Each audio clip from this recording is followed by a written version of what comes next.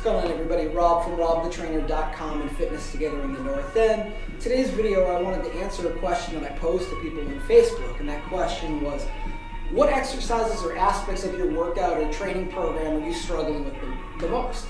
I had a lot of great responses, and one that popped up a couple times here was chin-ups. So I wanted to shoot a video today to kind of go over chin-ups and basically how I coach my clients into being able to perform their first chin-up, and then also once they've mastered that, how I make that chin-up a little bit more challenging for them.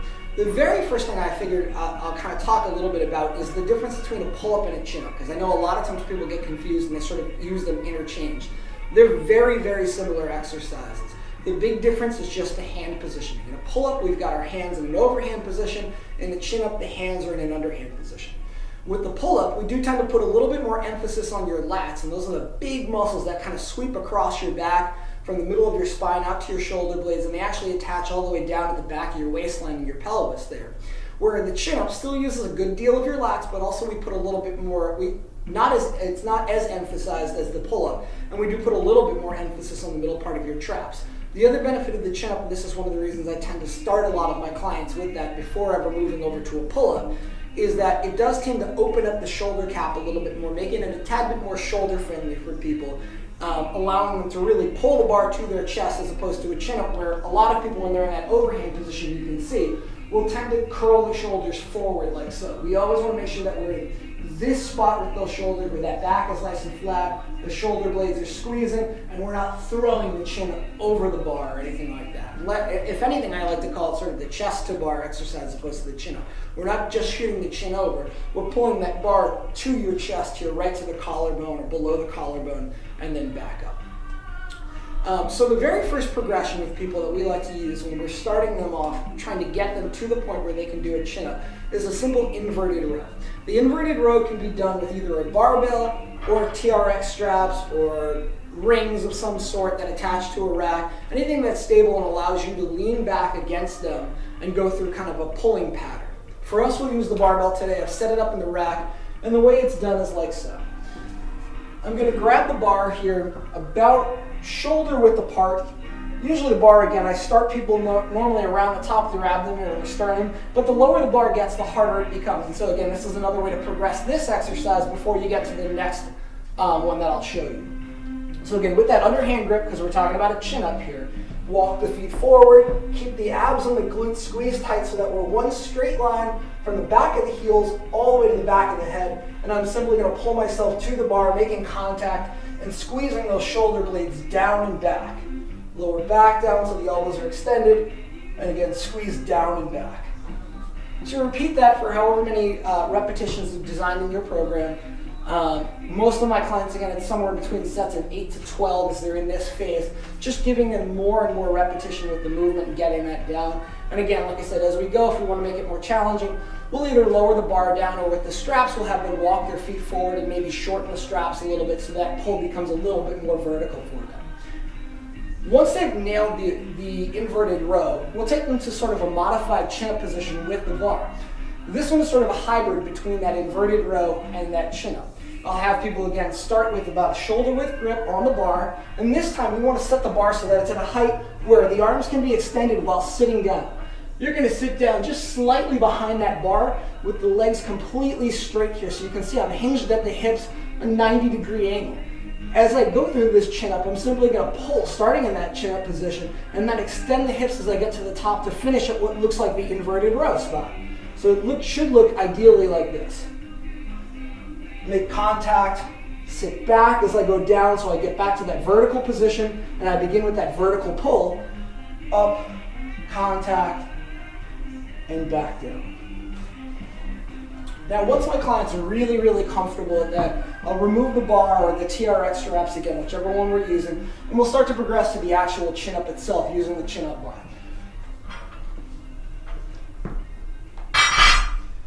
Now, for people when I use this chin-up bar to start with them, I like to start with some resistance bands to give them a little bit of assistance on the way up. If you've ever been to a commercial gym, a lot of them have those assisted pull-up machines.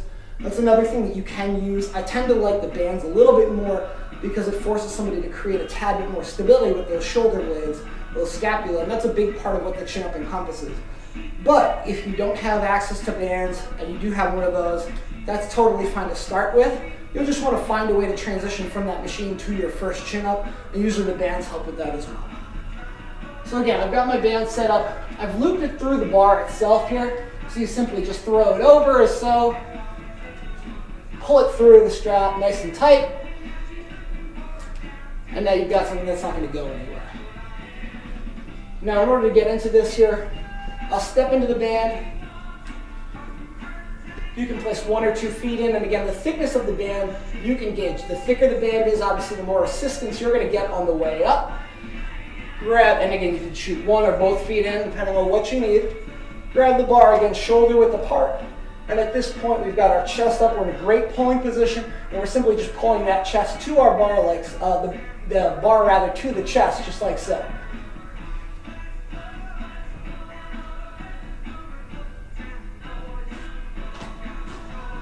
As you go through this, you want to keep yourself as vertical as you possibly can. Try not to lean back, try not to swing at all, and maintain your form, like I said, as vertical as possible from the heels all the way to the head, squeezing those shoulder blades down and back at the top so they're retracting, but they're depressing too. Once we're done with that band here, unloop it, and if you're ready to do your very first chin-up, what I suggest to people more often than not, if it's your very first attempt, start from the top and work your way down. The reason that we do this is it allows your body through the eccentric phase, or the way down, that lowering portion, to gauge how much force you need to produce on the way up. Oftentimes people start from this dead hang and it feels like impossible, and that's where people go, there's no way I'm ever going to get my first chin up. Try starting from the top, like I said, lowering back down at a pretty fast pace, but in control, and then pulling with everything you got. Now the one thing to know is when you do your first chin up or attempt your first chin up, you've got to commit to it. You can't think about, oh man, I might not get this, I'm not sure. You just got to go with everything you've got. Once you do, you will nail that chin up, assuming you've gone through all the progressions correctly here. So again, on this one, I'm going to jump up to the top just so you can kind of see what it looks like, or climb up to the top rather, what it looks like when you're starting from that top position. So I'm here, lower down, pull back up.